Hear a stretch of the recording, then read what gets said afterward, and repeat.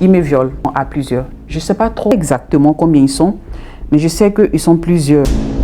Quand ils me mettent nu et quand ils décident de passer à l'acte, subitement mon esprit sort de mon corps et je suis par la fenêtre et je regarde mon corps avec lequel ils sont en train de faire toutes sortes d'actes obscènes. C'est une scène obscène d'adultes et femmes mélangés qui ont des relations intimes de manière bestiale, de manière obscène. Vous voyez ce qu'on appelle les patous là, donc ils sont à plusieurs, femmes, garçons, femmes, ils sont mélangés.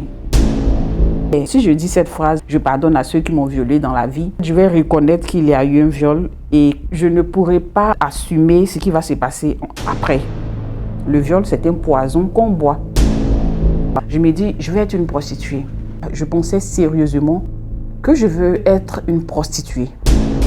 Et je me cachais pour fumer, je fumais parce que je découvrais aussi que la cigarette, tout comme l'alcool, me faisait planer.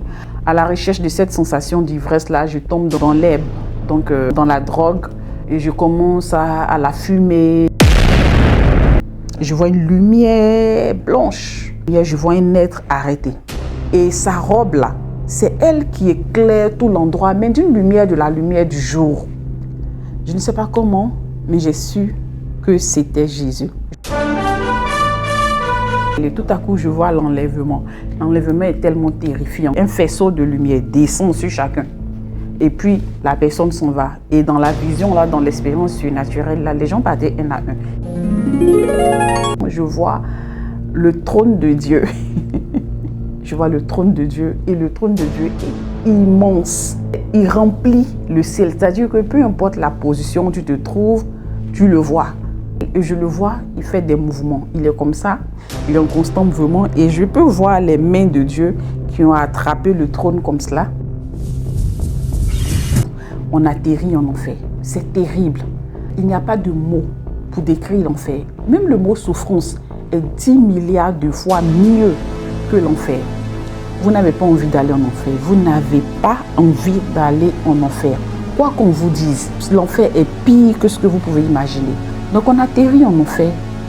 Là où on atterrit, c'est noir, c'est ténébreux et c'est en même temps rouge. Je sais que c'est du sang et du feu. Donc le sang, le feu et les ténèbres.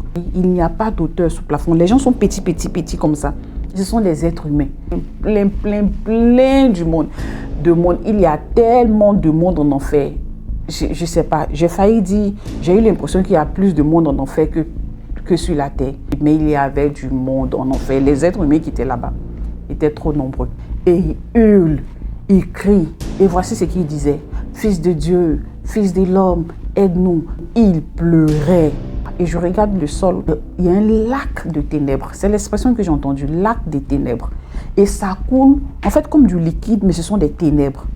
Et dans le couloir, là, il y a des cachots. Et il y a des esprits qui sont enchaînés. Il faut que Dieu te parle, sinon tu es foutu. Je reviens, et à toi, je reviens. Remplis-moi et conduis-moi, call me back.